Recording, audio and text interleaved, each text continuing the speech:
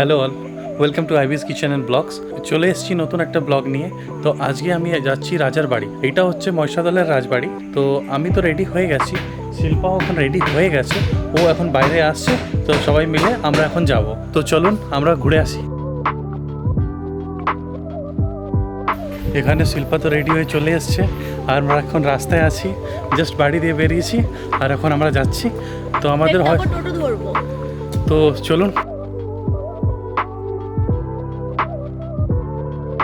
আমাদের বাড়ি যেহেতু মহিষাদলে, সেজন্য আমরা তো এখানে সোজা একটা টোটোতে করে চলে যেতে পারছি, কিন্তু যারা যারা এখানে আসতে চাইবেন তারা গেউখালি বা কুকড়াহাটি, মানে যার অপোজিটে পড়ছে নূরপুর এবং রায়চক, এই দুই ঘাট পেরিয়েও আপনারা মহিষাদলে আসতে পারেন রাজবাড়ি দেখার জন্য।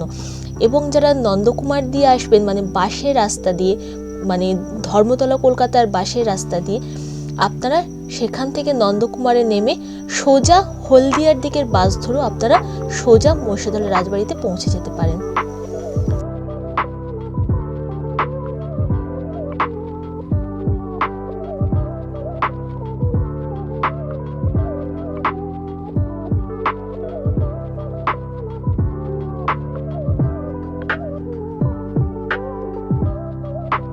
আমরা আমাদের স্পটেড লোকেশনে চলে এসেছি।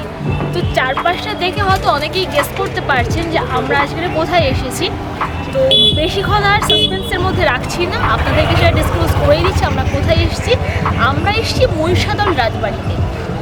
তো মহিষাদল রাজবাড়ি সম্বন্ধে আপনারা অনেকেই এসেছেন, অনেক কিছু জানেন। তো যাই হোক, যারা জানেন না তাদের জন্য বা সবার জন্যই তো আমরা আজকের এখানে বেড়াতে এসেছি। তো আমরা তো এখন এখান থেকে সোজা ঢুকবো যেখানে পুরনো রাজবাড়ি, সেখানে। তো চলুন তাড়াতাড়ি করে আমরা যাই, গিয়ে বাকিটা এক্সপ্লোর করি।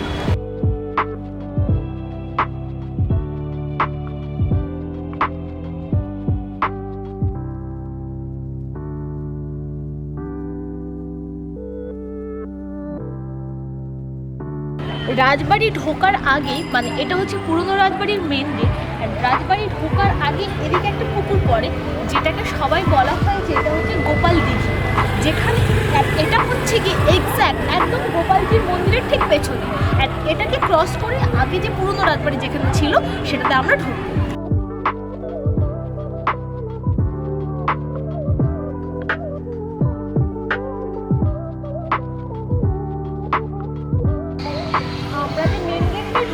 মেন গেটের এক সাইডে থাকতো কয়েদিরা, মানে বন্দি করে যারা থাকতো তারা থাকতো, অ্যান্ড অন্য সাইডে থাকতো অনেক বাঘ, সিংহ এরা। তো যাতে এদেরকে গার্ড দেওয়া যেত, তো সেই কারণের জন্য এরা, যেহেতু রাজবাড়িটা হচ্ছে ঠিক এটারই পরে, তো সেই কারণের জন্য এখানে ওদের সব বাঘ, সিংহ সব কিছু রাখা হতো এবং কয়েদিদের রাখা হতো যাতে ওদের সেফটিটা থাকতো। অ্যান্ড এটাকে ক্রস করে এসেই সামনেই হচ্ছে দুর্গা মণ্ডপ।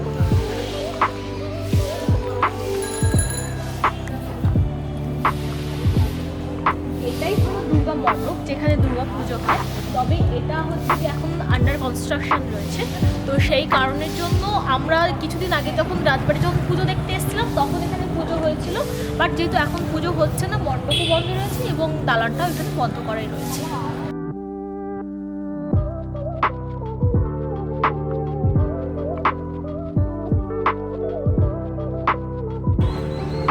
এটাই হলো পুরনো রাজবাড়ি, যেটা এখন আন্ডার কনস্ট্রাকশন রয়েছে। আর এই যে সিঁড়িটা দেখতে পাচ্ছেন, এই সিঁড়িটাকে সবাই বলতো তখনের সময়তে সিংহদুয়ার। তো এটা ক্রস করে সবাই ওখানে থাকতে দেয়। এবার আমরা এখান থেকে যাচ্ছি, যেহেতু আমরা পুরনো রাজবাড়ি ওখান থেকে ঢুকেছি, এখান থেকে আমরা যাবো সোজা গোপালজির মন্দিরে। আর গোপালজির মন্দির থেকে তারপর আমরা যাব নতুন রাজবাড়িতে, যেখানে সব কিছু জিনিস এখন, মানে রাজাদের আমলকার সব কিছু জিনিস স্টোর করে রাখা রয়েছে।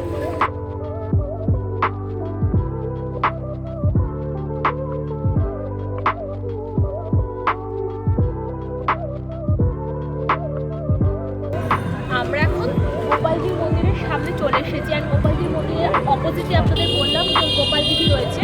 তো আমরা এখন গোপালজির মন্দিরের মধ্যে যাচ্ছি।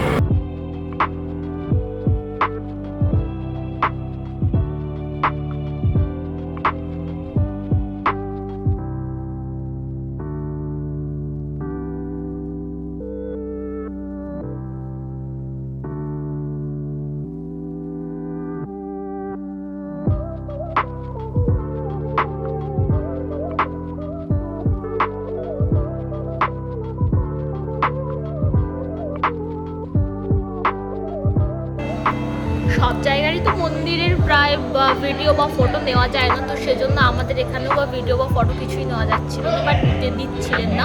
তো যেটা সব জায়গায় যেমন রুলস থাকে, তো সেই রকমভাবে সবাইকে চলতে হবে। তা আমরা এখান থেকে যতদূর জানি যে এখানে আমাদের যে বৈশ্যদলের যে রথ হয়, বৈশ্যদলের রথ এখানে খুব ফেমাস। তো সেই বৈশ্যদলের রথ হচ্ছে কি রথ হিসেবে 3rd নম্বরে পড়ে। তো এখানের যে জগন্নাথ, বলরাম এবং সুভদ্রা যে রয়েছে, এখান থেকেই ঠাকুরের রথের মধ্যে ওঠানো হয় অ্যান্ড তারপর সেখানে টানা হয়। তারপর তো ওখানে মাউসি বাড়ি রয়েছে, যেখানে গিয়ে ঠাকুর ওখানে 9 দিন গিয়ে রেস্ট করে। তো এটাই হচ্ছে গিয়ে এখানের ঘটনা। অ্যান্ড এখানে প্রত্যেক দিন ভোগও দেওয়া হয়। যারা যারা ভোগ খেতে রাজি রয়েছেন তারা হচ্ছে কি আগের দিন বা ওখানে এসে বলতে হবে, দেন তারপরে আমরা যদিও এখনও ভোগের ব্যাপারটা ওটা জানি না, বাট আমি যতদূর জানি যে আগের দিন থেকে এখানে বলতে হয়, দেন তারপর সেরকম মতন করে ভোগের প্রিপারেশন হয়।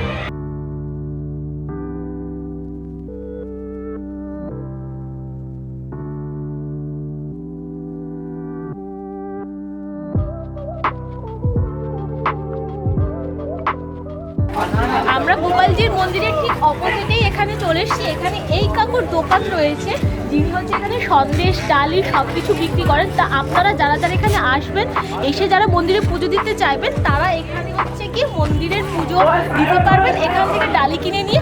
আর এখানে পুজোর যে সময়সীমা হচ্ছে সেটা হচ্ছে সকাল 7টা থেকে বেলা 12টা পর্যন্ত, এবং বিকেলবেলা হচ্ছে 3টে থেকে রাত্রি 8টা পর্যন্ত। এটাই হচ্ছে এখানে পুজো দেওয়ার সময়। তো আমি যেহেতু জানি না যে ভোগের ব্যাপারটা কী হয়, সেই কারণের জন্য আমি ওনার কাছ থেকে একটু শুনছিলাম যে ভোগের ব্যাপারটা এখানে কী হয়। তা আমরা চলুন সবাই মিলে শুনে নেওয়া যাক যে ওনার কাছ থেকে যে ভোগের ব্যাপারটা কী রয়েছে এখানে।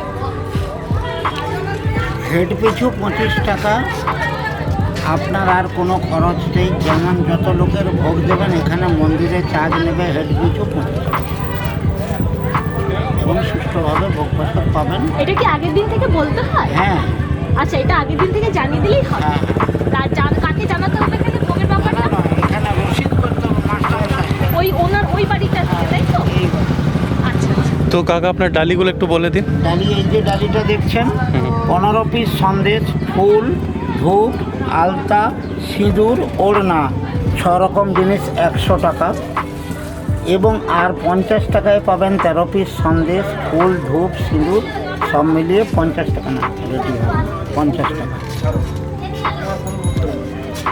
তো এই এত সব জিনিস নিয়ে, যেখানে সব কিছুই নিয়ে 13 পিস 14 পিস মন্ডাও রয়েছে, সব কিছু নিয়ে উনি ওখানে আলতা সিঁদুর সব নিয়ে 100 টাকা বলেছেন। তো আপনারা বুঝতেই পারছেন যথেষ্ট রিজনেবল প্রাইসে এখানে সব কিছু জিনিস পাওয়া যাচ্ছে। অ্যান্ড আপনারা যারা যারা ভোগ খেতে চাইবেন, ভোগ খাওয়ার জন্য ওনার ওখানে বাড়ি রয়েছে, উনি মাস্টার মশাই হন, তো ওনার ওখানে বাড়ি রয়েছে। আপনারা ওখানে এসেও আপনাদেরকেও আগের দিন বলতে হবে এবং কুপন নিতে হবে, যার ধরুন আপনারা ভোগটা পাবেন। এবং ভোগের প্রাইস কিন্তু এখানে খুবই খুবই খুবই কম।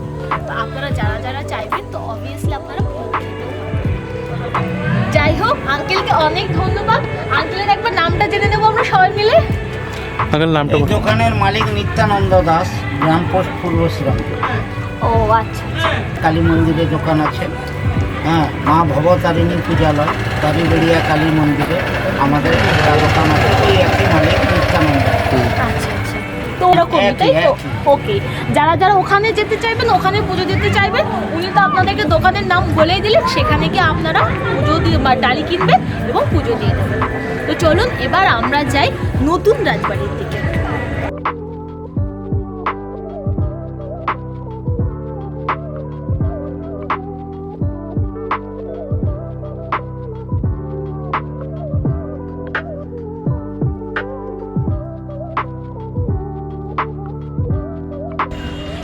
যেহেতু পুরনো রাজবাড়ির থেকে বেরিয়ে নতুন রাজবাড়িতে যাচ্ছি, সেই কারণের জন্য আমরা মেন রোড থেকে যাচ্ছি না, আমরা পুরনো রাজবাড়ির ভেতর থেকেই চলে যাচ্ছি রাজবাড়িতে। তো আমরা এখানে যে গাছগাছালি যা রয়েছে সবের মধ্যে থেকেই যাচ্ছি। আর এখানে যেহেতু মানে সবে জানুয়ারি মাস নতুন বছর শুরু হয়েছে, সেজন্য তো সবাই এখানে রাজবাড়ি হচ্ছে একটা পিকনিক স্পট। তো সেই জন্য এখানে সবাই এখনো পর্যন্ত অনেক পিকনিক চলছে, অনেকের অনেক রকম কাজ চলছে। একদিকে ট্রেনিং হচ্ছে, তো বাচ্চারাও বেড়াতেও এসেছে, অনেকে ইভেন পিকনিকও চলছে। তো সবই মিলিয়ে রাজবাড়ির মতন করেই শুরু।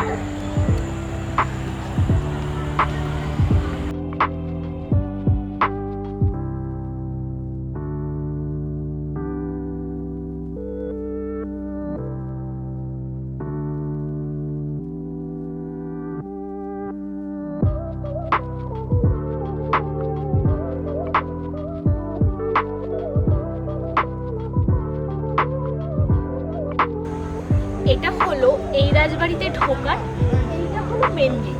মানে দেখতেই পাচ্ছেন সামনে ঢালাই রাস্তা, মেন রাস্তা, ওখান থেকে সোজা হচ্ছে কি এই হচ্ছে নতুন বাড়ির রাস্তা। আর আমরা যেহেতু ভেতর থেকে এসেছিলাম সেজন্য আমরা এই রাস্তা দিয়ে এসেছি। আর এখান থেকে ঢুকতেই সামনেই রয়েছে এই যে টিকিট কাউন্টার।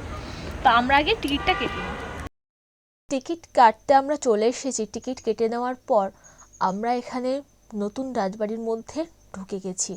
তো এখানে তো ক্যামেরা করা অ্যালাউড ছিল না, বাট আমরা যতটুকুনি পেরেছি ততটুকুনি ক্যামেরা করেছি। অ্যান্ড সেটা কিন্তু করেছি আমরা মোবাইল দিয়ে, কারণ এখানে বড় ডিএসএলআর অ্যালাউড নয়। তো যাই হোক, আমরা এখন ভেতরে ঢুকছি। কিন্তু ভেতরে ঢোকার প্রথমেই রয়েছে এখানে দুই দিকে দুটো তোপ, অ্যান্ড দুই দিকে দুটো তোপের ঠিক পরেই রয়েছে রাজার বাড়ির বৈঠকখানা, এবং দুই পাশে রয়েছে পুস্তক, এবং রয়েছে যেখানে রাজারা অস্ত্রশস্ত্র যেখানে কালেক্ট করে রেখেছেন সেই ঘর, এবং রয়েছে রানীর ঘর যেখানে রানী থাকতেন। কিন্তু আমরা সেখানকার কোনো ভিডিওই করতে পারিনি, কারণ এখানে এটা নিষিদ্ধ করা রয়েছিল। আর এখানকার রাজারা পুরনো দিনের সময়কারে যে যে জিনিসগুলো ইউজ করতেন সেগুলো খুব ভালো করে গোছানো রয়েছে, এবং ওনারা যে অনেক কিছু শিকার করেছেন সেগুলো নিদর্শনও আমরা এখানে পেয়েছি। এখানে অনেক বাঘ, হরিণ, সিংহ, এদের সব কিছুর ছালগুলো এখানে স্টোর করে রাখা রয়েছে, কিন্তু আমরা এখানে কিছুই আপনাদেরকে দেখাতে পারছি না। আমাদের তো দেখা হয়ে গেছে।